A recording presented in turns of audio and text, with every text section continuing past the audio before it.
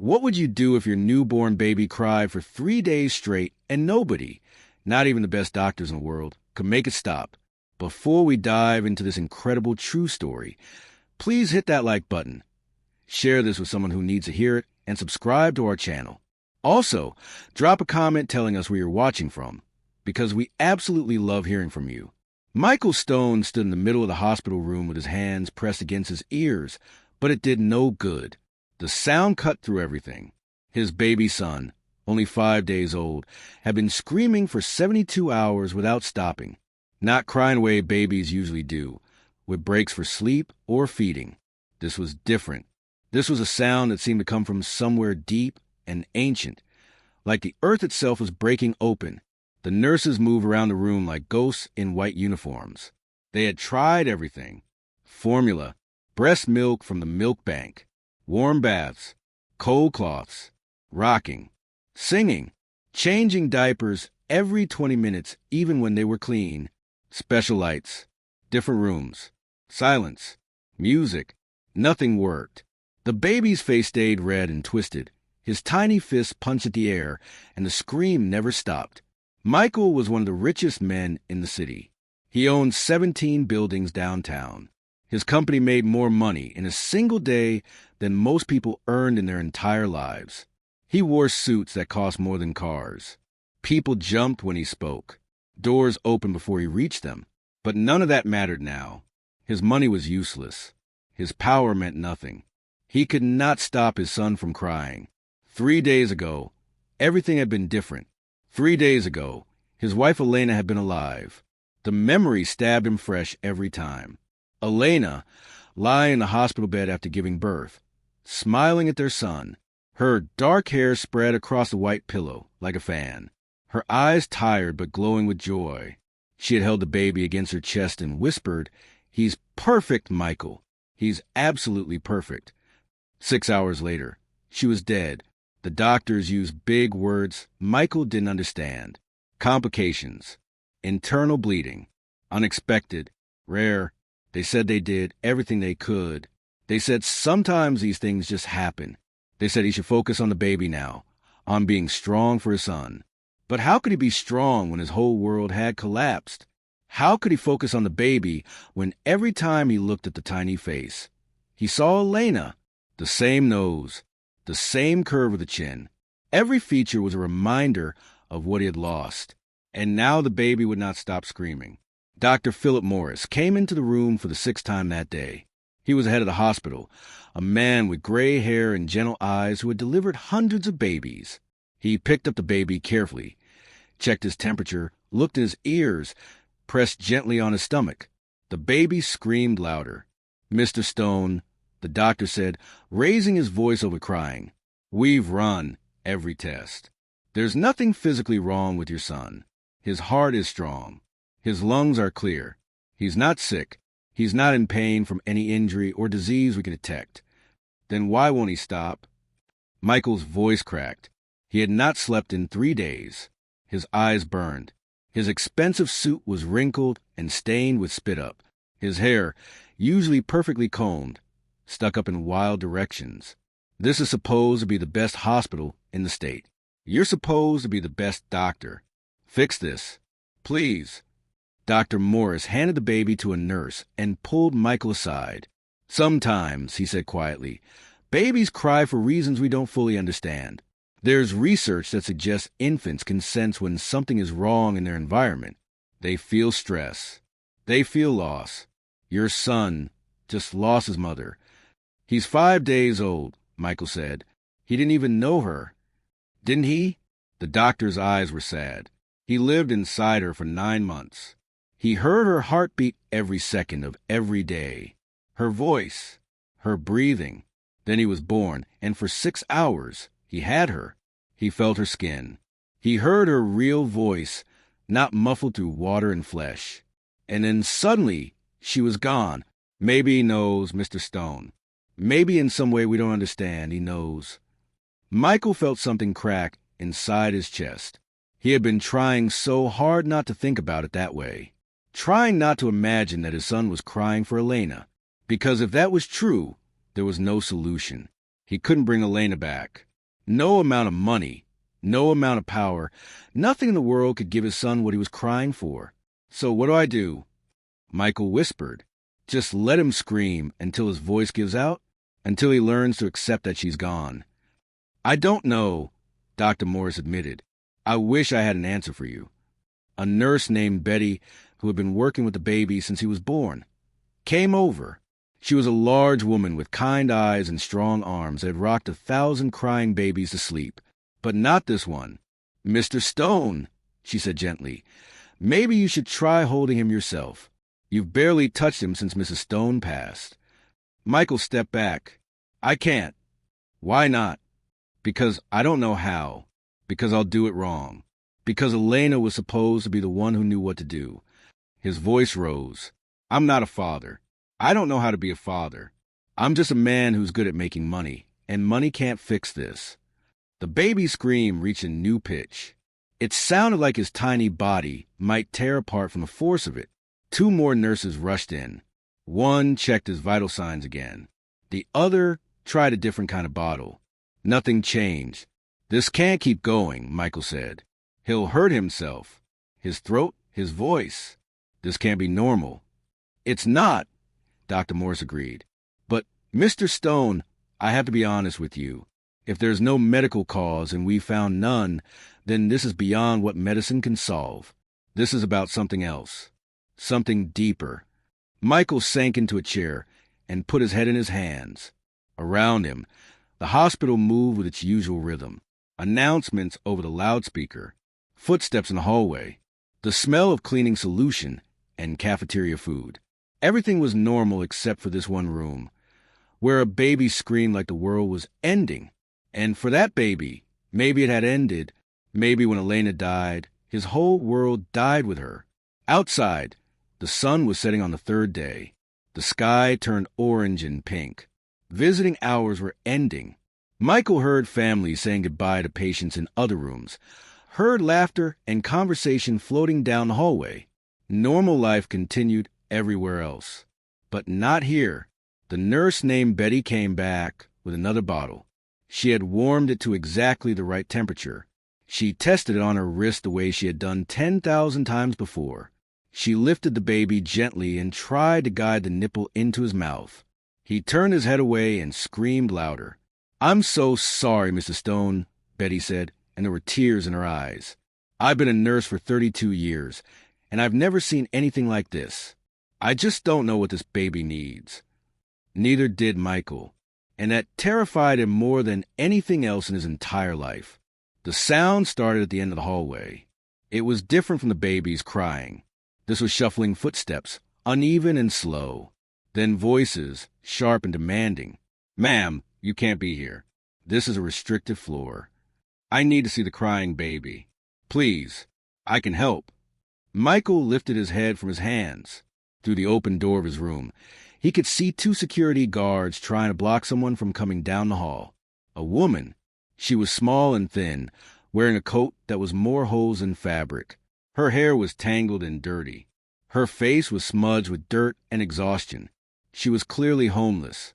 Ma'am, you need to leave the hospital right now, or we'll have to call the police. The tallest security guard had his hand on her shoulder, trying to turn her around. I've been hearing that baby cry for 3 days, the woman said. Her voice was rough, like she had been screaming herself. I sleep in the park across the street. That sound carries through my window at night. That baby is crying for his mother. I know that cry. I can help him. Michael stood up. His first thought was anger. Who was this dirty stranger trying to push her way into his private tragedy? What gave her the right to claim she understood his son's pain? Get her out of here, he called down the hallway. Now. The woman's head turned toward him. Her eyes locked onto his, and Michael felt something strange pass between them. Her eyes were not the empty eyes of someone broken by life on the streets. They were sharp, knowing, full of a pain that seemed even deeper than his own. Mr. Stone, she said, and somehow she knew his name. I lost my daughter 6 months ago. She was 8 months old. Pneumonia took her in 2 days. I know what it sounds like when a baby cries for a mother who will never come back. Your son is not crying because he's hungry or cold or sick. He's crying because she's gone and he knows it in his bones. Michael's anger faltered. You don't know anything about my son. I know everything about your son, the woman said quietly, because I know what it's like to lose everything. Please, just let me try to help him. Dr. Morris appeared from another room. He looked at the woman, then at Michael, then at the security guards. What's going on here? This homeless woman is trying to get into Mr. Stone's room, the shorter guard explained. We're removing her now. Wait. Dr. Morris held up his hand. He studied the woman carefully. You said you lost a daughter? The woman nodded. Tears filled her eyes but didn't fall. Her name was Rose. She would have been 14 months old today. And you think you can help this baby? I know I can. The woman's voice was steady now, stronger. I've been listening to him cry for 3 days from across the street. I couldn't sleep, couldn't eat. That cry was like my Rose calling to me. Finally, I couldn't stand it anymore. I had to come. Michael walked down the hallway toward her. Up close, he could see how young she was. Maybe 25, maybe younger. Life had been hard on her, but underneath the dirt and worn clothes, she was just a person, a mother who had lost her child. What's your name? Michael asked. Grace. Grace, I appreciate that you want to help, but this is a private situation. My son is being cared for by the best medical team in the city. We don't need... You don't need what? Grace interrupted him. Her voice wasn't angry, just tired. You don't need a homeless woman touching your baby? You don't need someone poor and dirty in your expensive hospital room? Mr. Stone, I've got nothing left to lose. No home, no family, no money, but I've got something you don't have. I've got arms that remember what it feels like to hold a baby who's lost everything. Your son needs that. He needs to know that someone understands his pain. Michael felt his throat tighten. Behind him, his son's scream continued without pause. 74 hours now, more than 3 full days. The nurses were starting to worry about dehydration, even though they were giving him fluids through a tiny tube. How much longer could a newborn body withstand this kind of stress? If I let you try, Michael said slowly, and you can't help him, you leave immediately. Understood. Grace nodded. Understood. Dr. Morris looked uncertain. Mr. Stone, I'm not sure this is appropriate. We have protocols. She's not a family member. She's not a medical professional. And forgive me for saying this, but we don't know anything about her health status. She could be carrying diseases that could harm the baby. I'm not sick, Grace said firmly. I may be homeless, but I'm not diseased. I go to the free clinic every month. I keep myself as clean as I can with what I have. Michael looked at the doctor. You said medicine can't fix this. You said it's something deeper. Maybe she's right. Maybe my son needs something I can't give him. Something money can't buy. The doctor sighed. If you're willing to take the risk, Mr. Stone, it's your decision. But I want the record to show that I advised against it. Noted, Michael said. He turned to Grace. Come with me? They walked down the hallway together, this millionaire and this homeless woman. The security guards followed at a distance, ready to grab her if she tried anything dangerous. The nurses in the room looked up in shock as Grace entered. Betty, the kind nurse with the tired eyes, stepped forward. Mr. Stone, what's happening? This woman thinks she can help, Michael said. I'm going to let her try. Grace approached the bassinet where the baby lay. His little face was purple from screaming. His eyes were squeezed shut.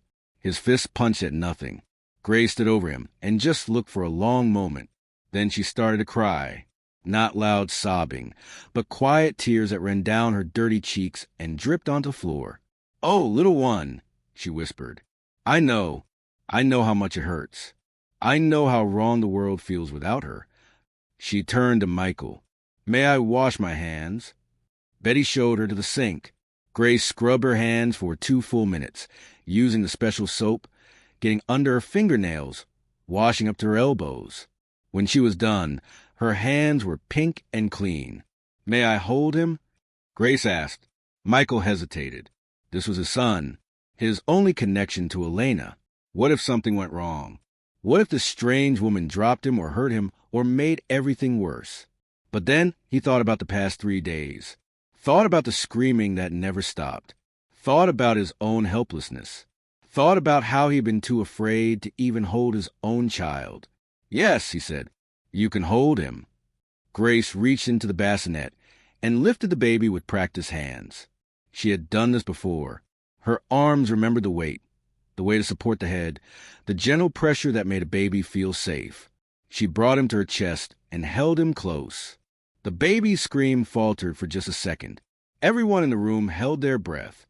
Then he screamed again, even louder. Grace didn't flinch. She began to rock slowly, side to side, the way mothers have rocked babies since the beginning of time. And then she started to speak. Your mama loved you, she said softly. She loved you more than anything in the world. She wanted to stay with you so badly. She would have given anything to hold you right now. But sometimes life is cruel, little one. Sometimes we lose people before we're ready.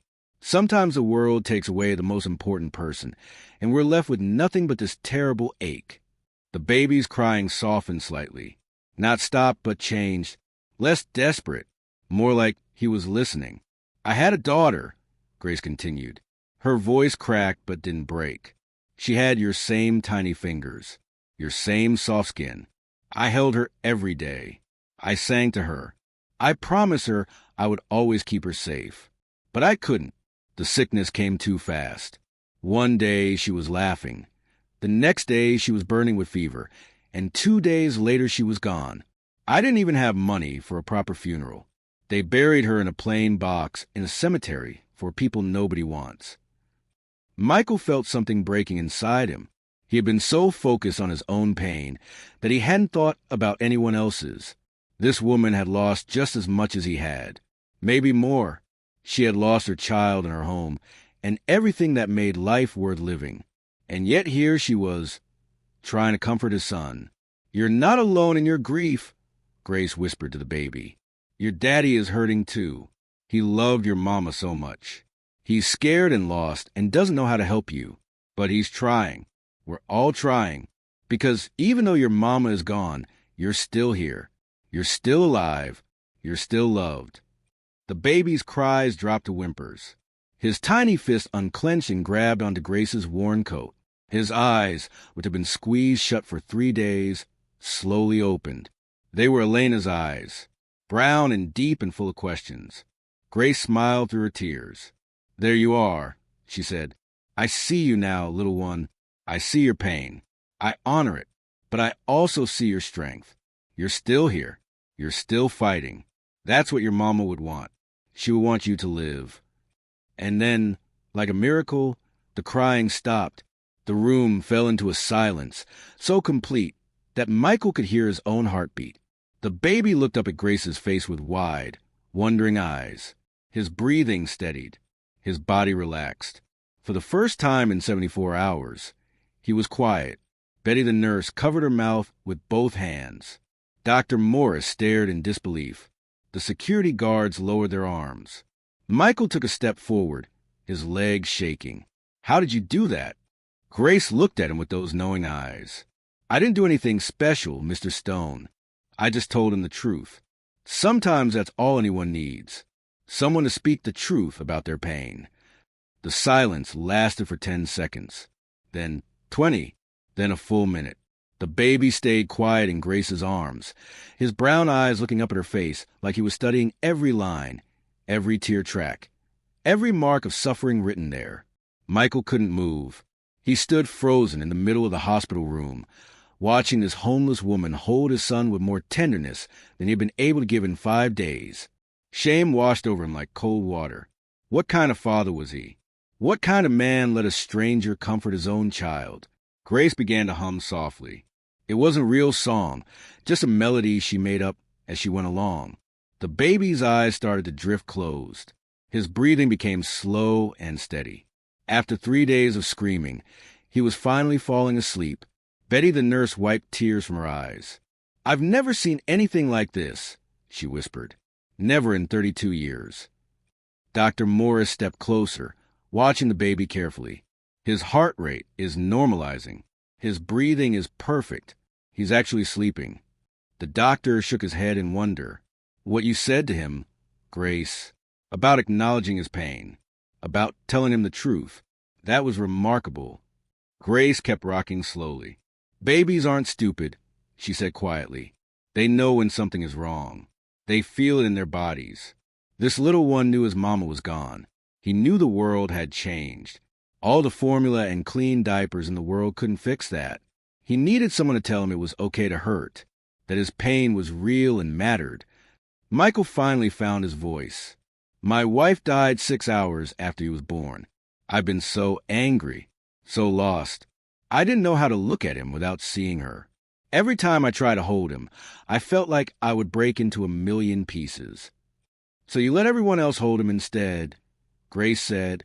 It wasn't a question. "Yes." Michael's voice was barely a whisper. "Mr. Stone, can I tell you something?"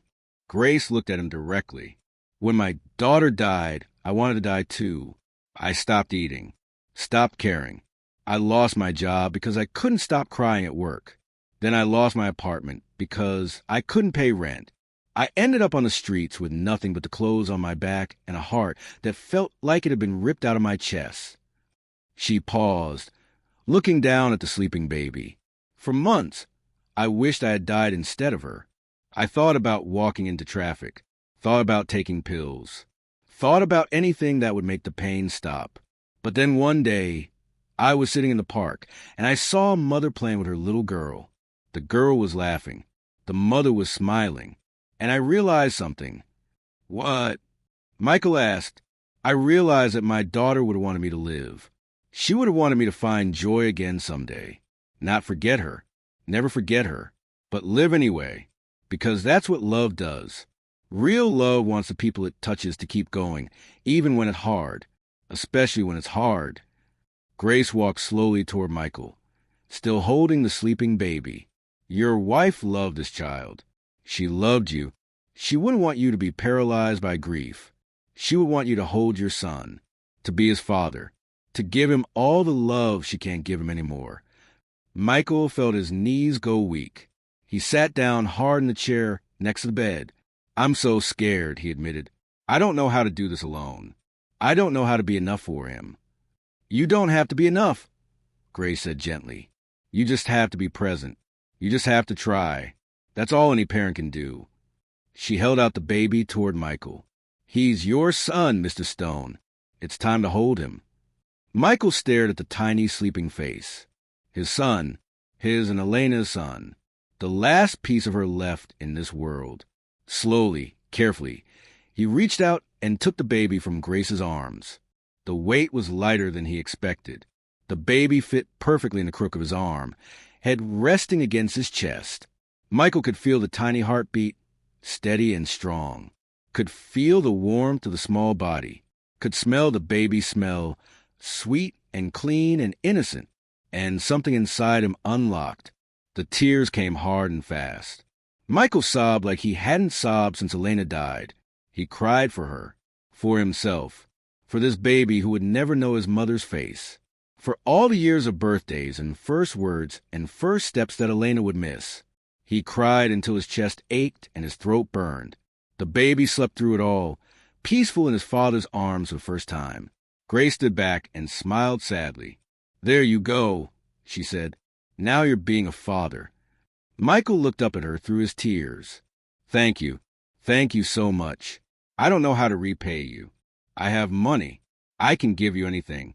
A place to live, a job, whatever you need." Grace shook her head. "I didn't do this for money, Mr. Stone. I did it because I heard a baby crying, and I couldn't stand by and do nothing. Because I know what it's like to lose everything. Because maybe, just maybe, helping your son helped me too. Made me feel like my pain wasn't pointless. Like maybe I could use it to do something good." "Please," Michael insisted, "let me help you. You gave me back my son. Let me give you something in return." Grace was quiet for a long moment.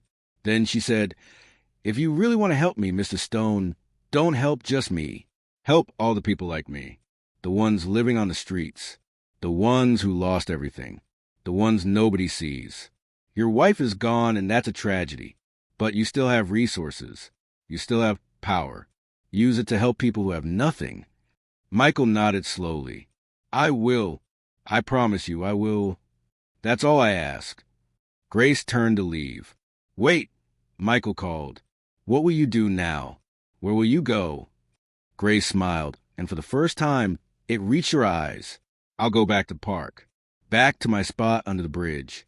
But tonight, I'll sleep better than I have in 6 months. Because I helped someone. Because I made a difference. Sometimes that's enough. She walked to the door, then paused and looked back. Take care of him, Mr. Stone. Love him enough for 2 parents. Tell him about his mama. Show him her pictures. Let him know where he came from. That's how you keep her alive. I will, Michael promised. Grace, wait. What was your daughter's name again? Rose, Grace said softly. Her name was Rose, and she was the most beautiful thing I ever created.